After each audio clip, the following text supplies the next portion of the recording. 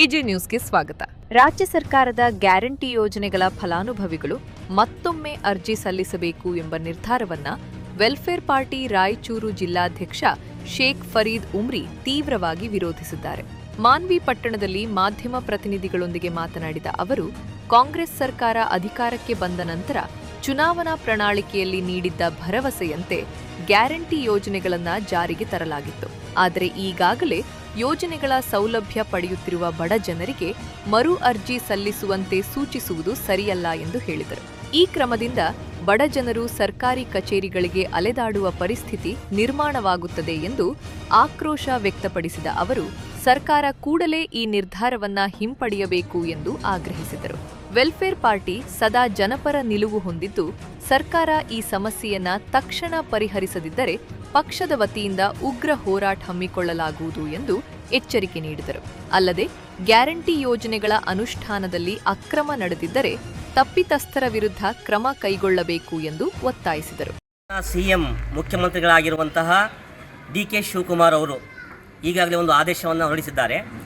ಆ ಆದೇಶ ಏನಪ್ಪ ಅಂತಂದರೆ, ಕಾಂಗ್ರೆಸ್ ಸರ್ಕಾರ ಅಸ್ತಿತ್ವಕ್ಕೆ ಬರುವ ಸಂದರ್ಭದಲ್ಲಿ ಈ ರಾಜ್ಯದ ಮಹಿಳೆಯರಿಗೆ ಮತ್ತು ಈ ರಾಜ್ಯದಲ್ಲಿರುವಂತಹ ಜನರಿಗೆ ಉಚಿತ ಗೃಹ ಜ್ಯೋತಿ ಯೋಜನೆ ಮತ್ತು ಉಚಿತವಾಗಿ ಒಂದು ಮಹಿಳೆಯರಿಗೆ ಯಜಮಾನಿಗೆ ಮಾಸಿಕ 2,000 ರೂಪಾಯಿ ಕೊಡುವಂಥದ್ದು ಗೃಹಲಕ್ಷ್ಮಿ ಅನ್ನುವಂಥ ಯೋಜನೆಯನ್ನು ಜಾರಿ ತಂದಿತ್ತು.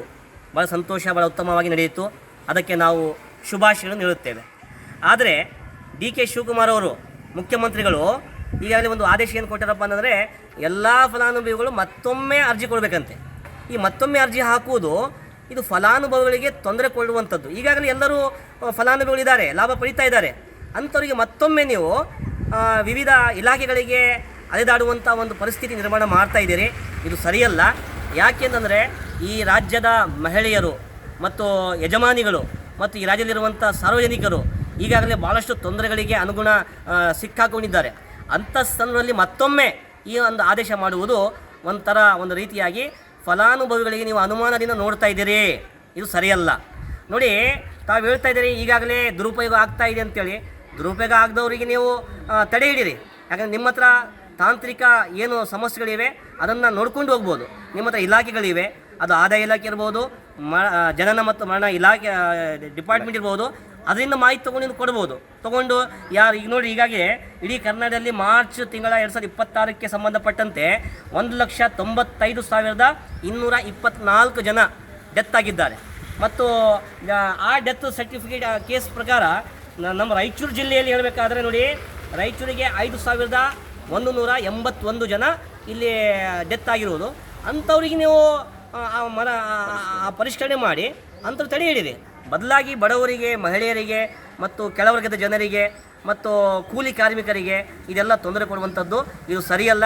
ಮಾನ್ಯ ಮುಖ್ಯಮಂತ್ರಿಗಳು ಈ ಕಡೆ ಗಮನ ಕೊಡಬೇಕು. ವೆಲ್ಫೇರ್ ಪಾರ್ಟಿ ಆಫ್ ಇಂಡಿಯಾ ವತಿಯಿಂದ ನಾವು ಇದನ್ನು ವಿರೋಧ ಮಾಡ್ತಾ ಇದ್ದೀವಿ.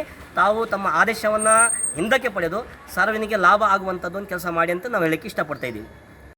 ಗೃಹಲಕ್ಷ್ಮಿ ಮತ್ತು ಗೃಹ ಜ್ಯೋತಿ ಬಗ್ಗೆ ನೂತನ ಒಂದು ಕರ್ನಾಟಕ ರಾಜ್ಯದ ಮುಖ್ಯಮಂತ್ರಿ ಸನ್ಮಾನ್ಯ ಶ್ರೀ ಡಿ.ಕೆ. ಶಿವಕುಮಾರ್ ಅವರು ಆದೇಶ ಹೊರಡಿಸಿದ್ದು ವೆಲ್ಫೇರ್ ಪಾರ್ಟಿ ಆಫ್ ಇಂಡಿಯಾ ಇದನ್ನು ನಾವು ವಿರೋಧಿಸುತ್ತೇವೆ. ಏಕೆಂದರೆ ಬಡವರ ಪಕ್ಷ, ಬಡವರಿಗಾಗಿ ಈ ಒಂದು ಹೇಳಿದ ಜನರಿಗೆ ಚುನಾವಣೆಯಲ್ಲಿ ಅವರು ಗೃಹ ಜ್ಯೋತಿ, ಗೃಹಲಕ್ಷ್ಮಿ ಇನ್ನಿತರ ಒಂದು ಸ್ಕೀಮ್ಗಳ ಮೂಲಕ ಸರ್ಕಾರವನ್ನು ರಚನೆ ಮಾಡಿದರು. ಈಗ ಮತ್ತೊಮ್ಮೆ ಆ ಗೃಹ ಜ್ಯೋತಿ, ಗೃಹಲಕ್ಷ್ಮಿಯನ್ನು ಎಲ್ಲ ಒಂದು ಬಡವರು ತಮ್ಮ ಅಪ್ಲಿಕೇಶನ್ಗಳನ್ನು ಹಾಕಬೇಕೆಂಬ ಒಂದು ಆದೇಶ ಹೊರಡಿಸಿದ್ದು ಇದು ಸರಾಸರಿ ಒಂದು ತಪ್ಪಂತ ವೆಲ್ಫೇರ್ ಪಾರ್ಟಿ ಆಫ್ ಇಂಡಿಯಾ ನಾವು ವಿರೋಧಿಸ್ತೇವೆ.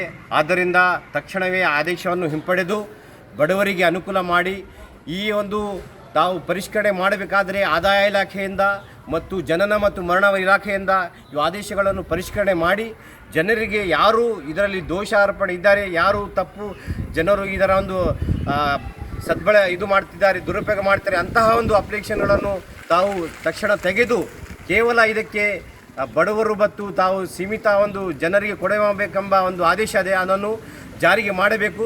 ತಕ್ಷಣದಿಂದ ತಮ್ಮ ಆದೇಶವನ್ನು ತಾವು ಹಿಂಪಡಿಬೇಕೆಂದು ವೆಲ್ಫೇರ್ ಪಾರ್ಟಿ ಆಫ್ ಇಂಡಿಯಾ ತಮ್ಮಲ್ಲಿ ವಿನಂತಿ ಮಾಡಿಕೊಳ್ಳುತ್ತದೆ. ಅಲ್ಲ ಸರ್, ಏನಂತಂದ್ರೆ ಈ ಒಂದು ರೀತಿಯಲ್ಲಿ ಸರ್ಕಾರ ಅಂದ್ರೆ ಕಳೆದ ಬಾರಿ ಅಂದ್ರೆ ಮುಖ್ಯಮಂತ್ರಿ ಸಿದ್ದರಾಮಯ್ಯ ಅವರು ಆದ ಸಂದರ್ಭದಲ್ಲಿ ಅವರು ಹಕ್ಕುಗಳನ್ನು ತಿಳಿದ್ರು.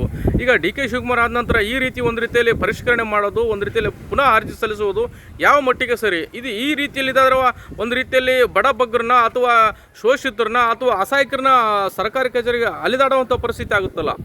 ಇದು ಸರಾಸರಿ ನಾವು ಖಂಡನೆ ಮಾಡ್ತೀವಿ. ಏಕೆಂದರೆ ಬಡವರಿಗೆ ತೊಂದರೆ ಕೊಡುವಂಥ ಒಂದು ಆದೇಶವಾಗಿದೆ. ಇಂಥ ಒಂದು ಆದೇಶಗಳು ತಮ್ಮ ಒಂದು ಸರ್ಕಾರ ಬರೋದಕ್ಕಿಂತ ಮುಂಚೆ ಮಾಡಿದಂಥ ವಾಗ್ದಾನದ ವಿರುದ್ಧ ಸಹ ಆಗಿದೆ. ತಾವು ಬಡವರಿಗೆ ವಾಗ್ದಾನ ಮಾಡಿದ್ರಂದ್ರೆ ನಿಮ್ಮ ಸರ್ಕಾರವು 5 ವರ್ಷ ತನಕ ಯಾವುದೇ ಬದಲಾವಣೆಗಳು ಮಾಡಬಾರ್ದು, ಇದನ್ನು ಈ ಯಥಾರೀತಿ ಜಾರಿ ಮಾಡಿ ಅದರಲ್ಲಿ ಯಾರು ದುರುಪಯೋಗ ಮಾಡುತ್ತಿದ್ದಾರೆ, ಆದಾಯ ಇಲಾಖೆಯಿಂದ ಅವರು ಪಡಿತಿರುವಂತಹ ಜನರಾಗಲಿ ಮತ್ತು ಜನನ ಪ್ರಮಾಣ ಅದರಿಂದ ತಾವು ಇಲಾಖೆಯಿಂದ ತೀರ್ಕೊಂಡಂತಹ ಡೆತ್ ಆದಂತಹ ಜನರ ಒಂದು ಹೆಸರುಗಳನ್ನು ತೆಗೆದು ಉಳುಕಿದ್ದ ಎಲ್ಲ ಒಂದು ಜನರಿಗೆ ಈ ಒಂದು ಗೃಹಲಕ್ಷ್ಮಿ ಮತ್ತು ಗೃಹಜ್ಯೋತಿ ಯೋಜನೆ ಸತತವಾಗಿ ಜಾರಿ ಮಾಡಬೇಕೆಂದು ನಾವು ತಮ್ಮಲ್ಲಿ ವಿನಂತಿ ಮಾಡಿಕೊಳ್ಳುತ್ತೇವೆ. ವರದಿ ಸೈಯದ್ ಖಾದರ್ ಭಾಷಾ, ಮಾನ್ವಿ. ಕನ್ನಡಿಗರ ಮೆಚ್ಚಿನ ನಿಮ್ಮ TV20 ಕನ್ನಡ ವಾಹಿನಿ ಇದೀಗ ಟಿವಿಯಲ್ಲಿ ಲಭ್ಯ. ಕರ್ನಾಟಕ ಮತ್ತು ದೇಶ ವಿದೇಶದ 360 ಡಿಗ್ರಿ ಸುದ್ದಿ ವಿವರವನ್ನ ಪಡೆಯುವುದಕ್ಕೆ TV20 ವಾಹಿನಿಯನ್ನು ಲೈಕ್ ಮಾಡಿ, ವಿಡಿಯೋಗಳನ್ನು ಶೇರ್ ಮಾಡಿ, ಕಮೆಂಟ್ ಮಾಡಿ, ಸಬ್ಸ್ಕ್ರೈಬ್ ಮಾಡಿ. HCN ಕೇಬಲ್ 842 ನಂಬರ್ನಲ್ಲಿ ಹುಕ್ಕೇರಿ ತಾಲೂಕು ಹಾಗೂ ಸಂಕೇಶ್ವರದ ಸುತ್ತಮುತ್ತಲಿನ ಹಳ್ಳಿಗಳಲ್ಲಿ ಲಭ್ಯ. PCN ಕೇಬಲ್ 129 ನಂಬರ್ನಲ್ಲಿ ಹಾರುಗೆರೆ ಸುತ್ತಮುತ್ತಲಿನ ಹಳ್ಳಿಗಳಲ್ಲಿ ಲಭ್ಯ.